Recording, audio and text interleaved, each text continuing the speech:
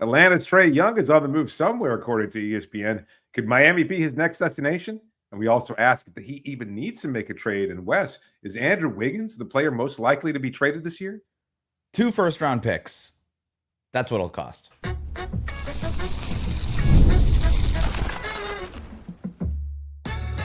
You are Locked On Heat, your daily Miami Heat podcast. Part of the Locked On Podcast Network. Your team every day. All right, welcome to Locked On Heat, your daily podcast on the Miami Heat, part of the Locked On Podcast Network, now the #1 sports podcast network. Whether you're tuning in on YouTube or your favorite podcast app, thanks for making Locked On Heat your first listen every day. Join the Cookie Gang, become an everydayer. That means subscribing, tuning in every day, Monday through Friday, and signing up for the Everydayer Club with the link in the show notes.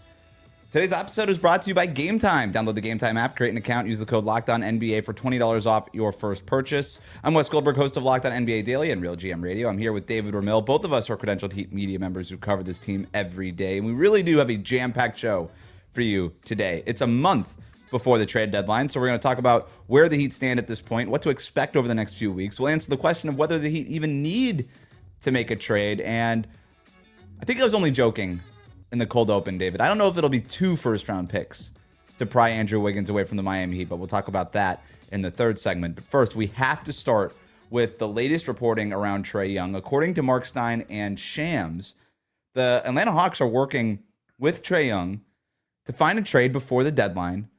And then Mark Stein adds that the Wizards have emerged as a potential landing spot, maybe even the front runners to land Trae Young. So the obvious question for our purposes, David, should the Heat call the Hawks about Trae Young? I'm going to say no. I don't think it's the same need for a player of Young's caliber that it once was. I think the reason Atlanta's moving on is because of several issues. One, they've got another emerging star in Jalen Johnson, and Nickeil Alexander-Walker has turned into a very solid contributor. So I don't know that he's anywhere near a star-level player, but he's a solid player that you can add around Jalen Johnson and whatever the rest of that young core looks like. So that's something to consider. They don't need Young the way they once did. And aside from that, Young has not been good this year. He's been missing a lot of time. He's been dealing with leg injuries. He just hasn't been effective.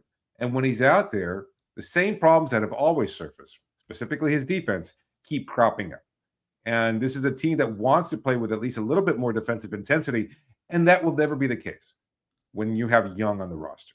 For all the Heat fans that complain about Herro's defense, I know Tyler's not a great defender, and that's fine. Trae Young is worse. And so when I look at what Young brings to the table, an excellent shooter, an even better playmaker, and a really poor defender, in the aggregate, I can't see why the Heat would make a trade to acquire a player like that when they don't need what he can bring to the table as much as they once did. I would push back on the excellent shooter part of that. He's a 43%. His field goal percentage for his career, 43%. He's shooting 41.5% from the field this season. You're like, oh, it's a bad year for Trae Young. I mean, it happens for everybody. Okay, 41% last year. Right. During an all-star season. From three-point range, he's got this reputation of being like a disciple of Steph Curry. He's a career 35% three-point shooter. He takes a lot of threes. He does not make a lot of threes. The comparison to Tyler Herro, I think, is an interesting one. I think Tyler Herro is a better basketball player right now than Trae Young is. I mean, he's not as good as a passer, not even close. Trae Young is a genius-level passer. I don't know that there's 5 better passers in the league than Trae Young, right? What Trae Young, and we've talked about this before in regards to Young, what he could do to unlock somebody like Bam Adebayo, to me, is really interesting, and it's worth having this conversation just for that in and of itself. Not to even mention now with the emergence of Kel'el, what Trae Young could do for a guy like that, right? But he's a worse defender than Tyler Herro. He doesn't rebound like Tyler Herro does. He is not even close. Not even the same discussion as a three-point shooter as Tyler Herro. And Tyler Herro is a 3-level scorer, and Trae Young is not. You even take Tyler Herro's free throw attempts. Trae Young gets a lot of free throw attempts. Only an 87% free throw shooter for his career. Tyler Herro is a better free throw shooter. Doesn't get to the line as much. But Trae Young is kind of bailed out by some of those kind of calls because his field goal percentage at the rim is bad. He is not a good rim finisher. Tyler Herro, not the best rim finisher, but Tyler Herro has a very reliable floater that Trae Young does not have in his bag. I think it's a fair. I came out strong saying that Tyler Herro is a better player than Trae Young. I might believe that. I think it's at least a debate.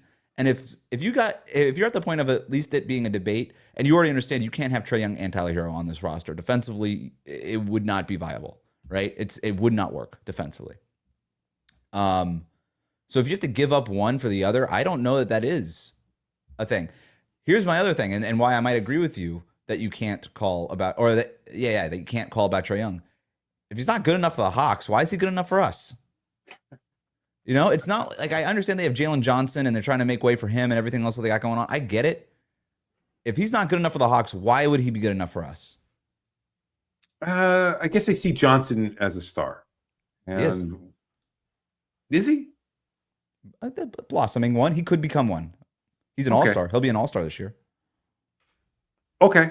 I mean, Tyler is an all-star too, right? Norm Powell could be an all-star this year too. So I guess I'm just concerned with that kind of view of thinking, because I think Young is still kind of superstar-ish, but the light has certainly dimmed considerably. I mean, I remember Tyler Herro being widely roasted for wanting to be in the conversation among the Luka Doncic's and the Trae Youngs of this world, and comparing himself to those, and people around the league saying, oh, no chance. And now here we are having a legitimate conversation that I think Tyler is a better player than Trae Young. And I think he's Where are you on that? I mean, do you think I'm crazy for even saying that? No, I don't. I think there's a limitation to what Trae Young brings to the table. And you're looking at it from a very one-sided way. Like, he's going to contribute something offensively as an expert playmaker, maybe something slightly better, but the deficiencies in the other aspects of his game, to me, make him even a more limited player than Tyler Herro. Like, if you don't want to view Tyler as a star, that's fine. I can accept that.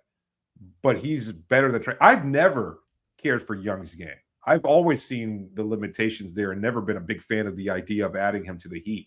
So I understand why people around the league respected his ability to make a 28-foot jump shot, to make the passes that he did, to get Clint Capella going, etc. That's fine. But I never really believed in that run that they had to the finals. I thought it was really the conference finals. As much of a mirage as you could possibly get in the playoffs. I never really believed in the Hawks team, and I never really. And that was the one good year he had, right? This is a one-time All-NBA guy. This is not a guy who's. And by the way, if you're listening to this and you're like, Wes is crazy, he's doing the Tyler Herro defense thing, just look at the stats. Go to Basketball Reference, look at the stats. Tell me I'm wrong. Tell me I'm wrong. It's not like Trae Young, as great of a passer as he is, he's not a walking top offense. Look at the Atlanta Hawks offensive ratings over the last several years. They're middle of the pack. This is not some sort of engine to an elite offense. This is not Tyrese Halliburton. This is not prime James Harden. This is a limited player that the Hawks are trying to move on from for a reason. Now, here's the big but part of this, David. Mark Stein is reporting that it could be, with Washington, CJ McCollum and some other salary filler, McCollum's expiring salary, to Atlanta for Trae Young and draft capital back. That the Wizards would be getting back draft capital potentially in a deal, because they'd be willing to take on Trae Young's $47 million contract. He's got a player option this year. He could opt in next into his basically $50 million contract next year if he doesn't think the market is going to be good enough as a free agent, and it might not be based on his value around the league right now. At that point, if we're talking about, we can get picks back for Trae Young, and all it would, like, what's our CJ McCollum? It's Terry Rozier, expiring salary. If it's Rozier and salary filler, and I worked on the trade machine, this is the hard part. To get up to Trae Young's number, it's pretty hard. Technically, it would cost you something. It's going to cost you a player that you like. But to get there, it would be Terry Rozier, Simone Fontecchio, and Nikola Jovic to Atlanta for Trae Young, and maybe you get a pick back. I don't think you're getting that swap from Milwaukee, the Bucks Pelicans pick that everybody really likes. You're not getting that pick back. You're probably not getting the 2027 version of it either, which has a little bit more stricter limitations. It won't be as good, but still pretty good. You're probably not getting that pick either, but you might get a distant pick somewhere else. I already looked it up. They don't have a 27 first, their own 27 first. They already owe it out the door. So you couldn't get that and then unlock the other first for Miami. But you can get a 2028 or a 2029 or something like that. But it is interesting. So you'd give Atlanta some serviceable players and salary cap filler and expiring contract in Rozier, and you'd get Young back. Would you route him then to Washington as a 3-team trade? Is that what you're suggesting? No, I think that's the deal. You bring in Trae Young, and now Trae Young is part of your basketball team. Yeah, I don't think Washington needs to do. Washington could do it on their own. They don't need Miami's help. No, I get that, but I'm saying you could find some way of getting a 3-team deal there where Washington still gets a okay. How about this? Would you rather have CJ McCollum, whatever the Washington trade package is, CJ McCollum and whatever else is sent to Miami, as opposed to what you'd have to send out? Because to me, that's a better move. Like, I'd rather get if it's a 3-team deal where you send something to Atlanta in exchange for Young going to Washington, and Washington sends whatever they were going to send to Miami to Atlanta instead to Miami. I don't see why you wouldn't do that. To get I still don't understand why Washington's and Atlanta is looping Miami in. I don't understand why. Because they get what they want, and in Atlanta's case, they get Rozier's expiring contract rather than CJ McCollum's. McCollum's expiring contract. Is it an expiring contract? Yeah. Okay, I didn't know that. Yeah, that's the issue. That's why I was trying to do the like for like thing based on the reporting around it. No, the 3-team deal is then do you find a landing spot for Herro and then bring Trae Young in? Mm-hmm. Because like we already discussed, I don't know that you can have Trae Young and Tyler Herro on the same roster and still put together a viable defense. In fact, I know you probably can't. So Trae Young to Milwaukee then? So the reason I keep putting the kibosh on Trae Young going somewhere else in a 3-team deal is that the Hawks could just send him.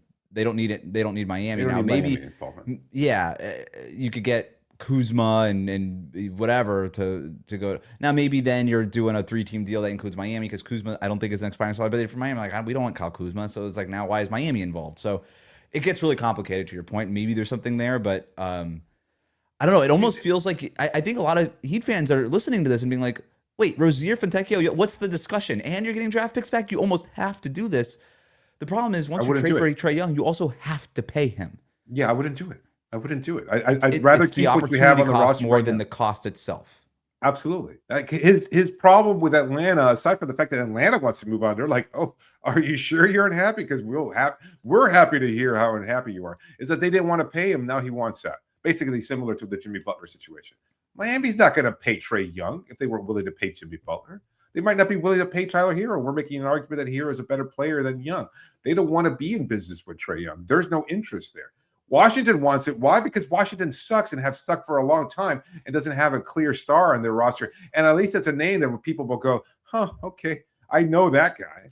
And the Wizards aren't trying to win, and you're getting draft picks back. The Wizards are more, they might be more interested in the draft pick part of it and sort of the lottery ticket of Trae Young. So, yeah, I'm trying to think of any reason why Miami would get involved in it. And to be honest with you, right? And it doesn't feel like they've never operated that way. No, they've never operated that. Even when there was something for them to risk or to lose, and when they were the need to shore up a potential contender, they never acted from a position. But they have operated in the sense of star type of player at a discount, right? Like he's going to add Jimmy Butler situation, right? You know? Where it's a distressed asset. We can get him for dirt cheap. I don't think Trae Young has I think at that point it comes down to your scouting department. It says, hey, can Trae Young make that kind of turnaround that Jimmy Butler made with us? Mm-hmm. And I think the answer is no. Physically he's never going to be a good defender. No. And even with Jimmy in prior stops, as frustrating as it was for Chicago and Minnesota and Philadelphia at times, you saw what he could do, right? Like you saw what he could do when it was right. And so that's what you were sort of trading for there. With Trae Young, we're talking about one playoff run. That's the extent of his career success. It's one playoff run. So yeah, to me, I don't think you could trade for him and then commit to paying him $40+ million a year, $50 million a year, because then it's like, okay, that's our star. Now we're a Trae Young and a Bam Adebayo team. And I don't know that gets you where you want to go. I'm sure of it. Meanwhile, do the Heat need to make a trade of some kind? We'll answer that in the next segment. Today's episode is brought to you by FanDuel. Fridays already feel different during basketball season, and FanDuel is making them even better. Because every Friday night, before the games tip off, FanDuel gives fans a new way to kick off the weekend with NBA Happy Hour. NBA Happy Hour is your official pregame, a limited time window where special offers drop right inside the FanDuel app and before the action starts. Fridays from 6 to 7:30 Eastern have become appointment viewing with an NBA Happy Hour, and opening the FanDuel app during happy hour always brings something new, whether it's boosts or bonuses, maybe even a few surprises here and there. It's easy to check the weekly special before tip-off and make a move right before the window closes, and the timing is perfect, right before the games and right before the weekend starts. And it adds extra energy to Friday night basketball without overthinking it. So before tip-off, check the FanDuel app and see what's dropping during NBA Happy Hour. Every Friday from 6 to 7:30 p.m. Eastern, a little basketball, a little action, and a whole lot of Friday energy. That's NBA Happy Hour only on FanDuel, the official sportsbook partner of the NBA. Today's episode is also brought to you by Quote. New year, new systems. And this is the time when a lot of us look at the messier parts of how we run our businesses and think, there's got to be a better way. And there is. Streamlining your communications is one of the quickest upgrades you can make. And that's why this episode is brought to you by Quo, spelled Q-U-O, the smarter way to run your business communications. Because when your team is reachable, organized, and communicating in one place, you're not just working cleaner, you're creating more opportunities to connect with customers. Your whole team can call and text from one shared business number. There's nothing that gets missed. Everyone sees the full conversation thread, and that makes replying even faster and more personal. And it works right from your phone or computer, so you can even keep your existing number. And Quo's smart AI tools automatically log calls, summarize conversations, and highlight next steps, so details never slip through the cracks. It's no surprise that Quo is the #1 rated business phone system on G2, trusted by more than 90,000 businesses. From solo operations to growing teams, and yours could be next. Make this a year where no opportunity and no customer slips away. Try Quo for free, plus 20% off your first 6 months when you go to quo.com/LockedOnNBA. That's QUO.com/LockedOnNBA. Quote, no missed calls, no missed customers. We'll be right back. Thanks again for making Locked On Heat your first listen of the day. Thank you for making Locked On the #1 sports podcast network. You already live your team every day. Now take it up a level and go ad-free. Join the Everydayer Club today and get Locked On Heat with no interruptions, members-only Discord access, and more, all for just $5 a month or for $50 a year. Go to lockedonheat.supercast.com or check the link in the show notes to learn more. Do the Heat need to make a trade in general, David? We are a month before the NBA trade deadline. I think it's worth asking this more general question. And I think to answer the question, we have to ask first, like, what are the Heat's team needs? And that would help us answer the question about whether or not the Heat need to make a change to this roster. What do you think? Yeah, I think you'd want to shore up the big spot there. I think that's a key component. Niko Jovic emerging now and playing better, having a nice solid game on Sunday. And yet I'm not sure that I'm necessarily sold there. And with Bam struggling a little bit offensively and likely nursing some sort of injury that's been keeping him from being as effective as possible, you wonder whether or not he's going to continue to miss time down the road. So I would think at least somebody that's a serviceable big, and maybe somebody ideally that could stretch the floor a little bit from the center spot. I mean, I'm sure that's what every spot wants. The irony here is that you could probably want something like Kevin Love, and he's just not available at this point in time, but he would be a great option for Miami, just in terms of what he was able to bring to the table. Miami could certainly use a guy like Kel'el back on the roster. So I would think that's something. I look at this roster, though.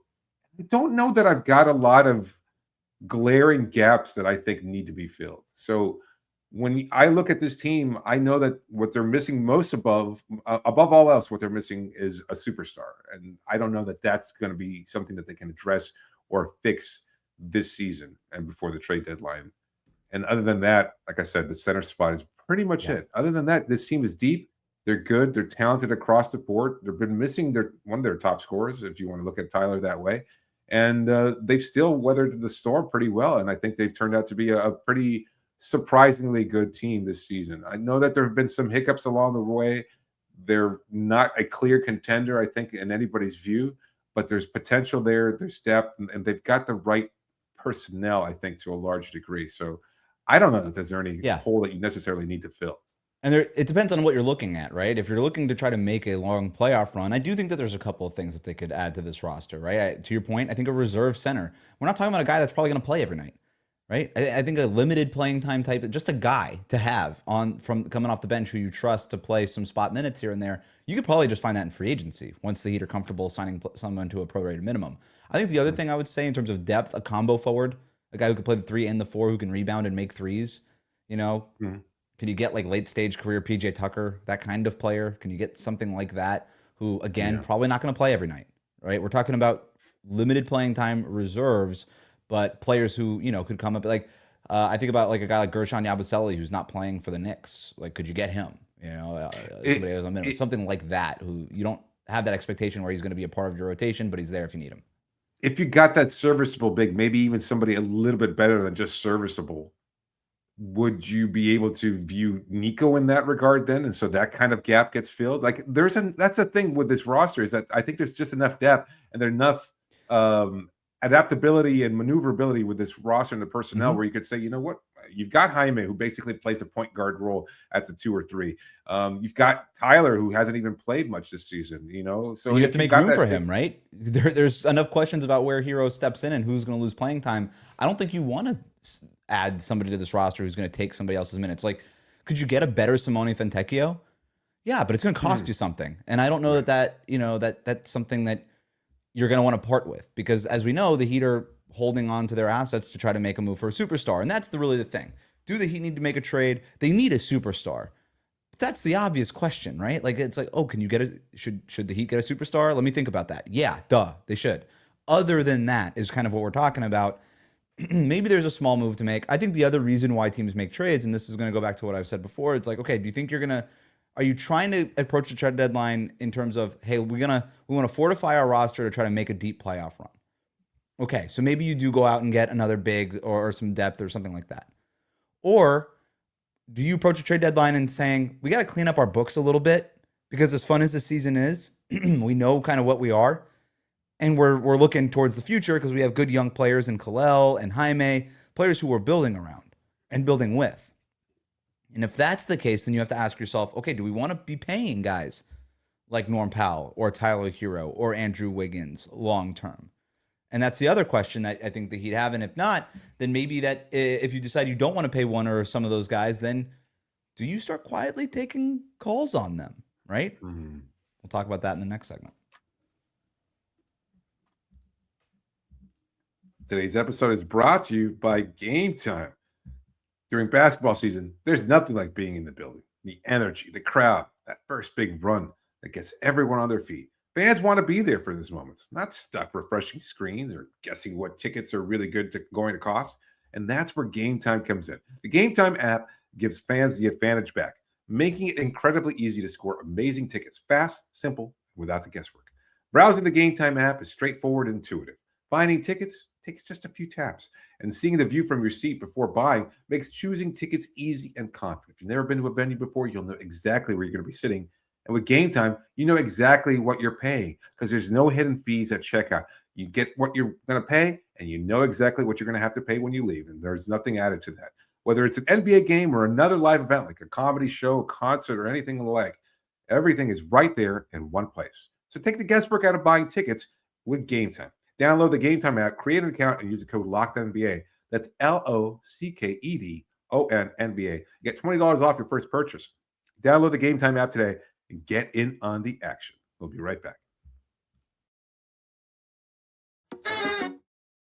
So one of the Heat's players who's been linked to various teams in other trade reports is Andrew Wiggins. It's been reported that both the Lakers and the Bucks could be interested in pursuing him at the trade deadline. We know that the Lakers asked the Heat about Wiggins before the season started. The Lakers did not offer the Heat anything that the Heat thought was worth giving up Wiggins for. They basically used Dalton Connect as sweetener, and that just wasn't going to be good enough for Miami to part with Andrew Wiggins. But I do think it begs the question. I think it's worth asking. Every player's got a price. What would the Heat need in return to trade Andrew Wiggins if he's the guy that, is apparently being pursued by some of these more desperate teams? Yeah, it's kind of hard to figure out there because Andrew's in a weird place where he's playing pretty solid basketball, obviously. But I mean, isn't that a defining point of his career? Is like Andrew Wiggins has always been a solid player. He's never going to be a star. He's never going to be great. He can contribute. He's had his best season, but those days are probably behind him.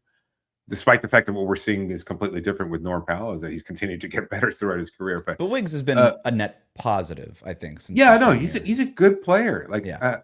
I, for the record, don't necessarily want him traded. I was thinking about it even as we were talking about this question. I don't know if there's a player that I necessarily want jettisoned from this roster. Like, if you're gonna trade a player there just because there's a glut and you're not sure how these players are going to continue to carve out playing time. And look, I mean, even with Indiana's run to the finals, like, I think that highlighted that a depth matters. Like, as long as you have players that can contribute at a high level across the board, that's all. That's a recipe for success, even over star-laden teams or a team that's driven by a singular star. Now, you can make the argument Tyrese Halliburton was that guy for Indiana last year, but I think depth still matters. So, as far as Wiggins' price is concerned, I, for the record, don't necessarily want him traded. But if I did, I don't know that you'd get anything of great value. But if I was Miami, what I'd be looking for mostly is draft capital. If the Lakers call and they do offer the 2029 or the 2031 pick, not both, say, hey, Miami, whichever one you want. Okay, you're getting a first-round pick for Wiggs. It's a distant first-round pick, but it's a first-round pick, and in your pursuit of a superstar player, one more first-round pick added to the bucket could help you. If it's Hachimura for salary filler, Hachimura's a good player, so I don't mean to just belittle him into salary, but Hachimura, maybe there's another salary in there, salary filler, whatever it is, expiring, comes off the books. It could be Max Kleber, it could be Gabe Vincent, it could be something like that. And a first-round pick. The thing that the Lakers were not willing to offer before the season. They said, you know what? We really need that wing defender. We need that Wiggins guy in here. What do you do if you're the Heat? I think you have to. That's the kind of offer where you have to at least take a meeting and say, okay, well, he could opt out of his contract this summer. We could be forced to have a conversation about his next deal. Is that somebody that we want to pay long term? Do we want to make room for Jaime or Pelle Larson or something like that? Like, do we think that we're in the long-term Wiggins business, or would this draft pick end up helping us even if we take a calculated step back in the short term? I think they'd be open to that, Troy. I think they would, because at this You'd have point, to think about it. Oh, I think they do more than think about it. I think they take it. Like, if you're able to get draft capital and serviceable players in return, I mean, I don't think the acquisition of Andrew Wiggins, and again, not a knock on him, was basically more about moving Jimmy Butler than anything else and saying, you know what, at least we've got a stopgap player. But that's largely what he's viewed as. Like, they might appreciate his work ethic. They might appreciate what he brings to the table, even on the court. But I really don't think anybody in the Heat front office is that tied or committed to the idea of a long-term building plan around Andrew Wiggins. Would they love to have him for like a ridiculously cheap contract? Sure, because he's not a headache. He's never been a problem. He'll be fine on the court. You don't ever have to worry about him. And that being the case, yeah, you'd love to be able to have a guy like that on the roster, but you're not going to pay him more than what he's making now. Yeah, certainly not. You'd rather pay him a significantly less amount. And I don't know that that's what Wiggins want. I don't know that Wiggins is going to get that somewhere else, but I know Miami wouldn't want to make that deal, pay him that kind of money. So I agree with you. It would be a trade that we don't really see the Heat front office make. It's just an open, blatant, we're kind of throwing in the towel on this season. This offer was too good to refuse, and we're taking it. We're taking the step back. Everybody knows it. I mean, they did do that with Haywood Highsmith to a degree, right? They said, this is a money move. We're getting rid of this guy. We're getting under the tax, and we're going to use a second-round pick to do it. So it's not like this Heat front office hasn't done it, but that's very different in scale than trading a starter who has a championship ring on the resume, right? Like, that's trading Haywood Highsmith, who still hasn't played for Brooklyn. That's small potatoes compared to trading a guy like Wiggins, even. But the idea behind the Haywood trade is similar to what they view Wiggins. So it's like, that's not our guy. That's not a guy that we necessarily need on the roster. We like him, but we don't need him long term, and we probably won't have him long term. So might as well. I mean, for Haywood, they got the cap flexibility and the luxury tax savings mostly. With Wiggs, if you can get a first round pick, you do it, right? It's not like if they wanted to trade Wiggins by now, they would have, right? They've had offers. It's they value him to a certain degree, and that's why I asked the question, like, okay, so what's the price? Because Every player has a price, and I don't think it would take multiple. Like again, I joked in the cold open that it would take 2 firsts. I don't know that it takes 2 firsts. If you can get a decent one from the Lakers or Milwaukee, certainly Milwaukee, right? I don't even know. I think maybe they have 1 first-round pick to use. I don't know that they. Wiggins does not seem like the guy that Giannis. Oh, we got Wiggins. Okay, I guess I'll stay. But you know, maybe there's some other teams out there, but yeah, I think if you get a decent first-round pick back and a stopgap type player who can fill in some of those minutes. You have to at least think about it if you're the Heat. Now, in terms of other guys who are due extensions like Norm Powell and Tyler Herro, I think it would cost significantly more to get either one of those guys. Because those guys, if you're the Heat, you could say, yeah, we kind of want those guys around for a while. Has Norm done enough to earn the kind of trust of the organization? Because, I mean, how do they view that? Like, I mean, I know that's a topic for a whole other episode, but in terms of how the next few seasons and maybe even before that, like how does the next trade deadline and the approach to that deadline look for Miami? You know, can I flip that question on you? Sure. How many first-round picks would it take for Heat fans not to riot if you traded Norm Powell over the next 3 or 4 weeks? They'd want the Desmond right Bane package, right? They'd want something like that, and they're not. I think it would, right? And even then, some Heat fans would be like, "What are you doing?"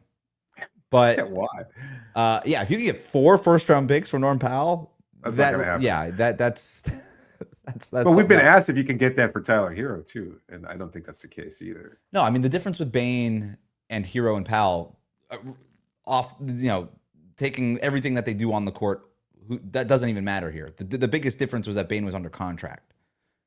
That was the biggest difference, is that Orlando wasn't acquiring a player who they then were going to have to sign. And Bane actually had a lot of value because he was already under long-term contract. So the Magic didn't have to worry about that. With Herro, Powell, if you're a team trading for him, now you're like, okay, now we have this and we have homework that comes with it. We got to figure out what we're going to pay these guys. And I don't know that unless you love those players, you're not doing the Bane package for those guys, I don't think. But that'll do it for us today. Thanks for tuning in to Locked On Heat. Make sure you subscribe and follow Locked On Heat so you get all of the latest episodes. Find us on Twitter and Instagram at Locked On Heat. Did Locked On Heat make your Spotify Wrapped? Well, cool, because it's January, and we're glad that it did. We'll talk to you tomorrow.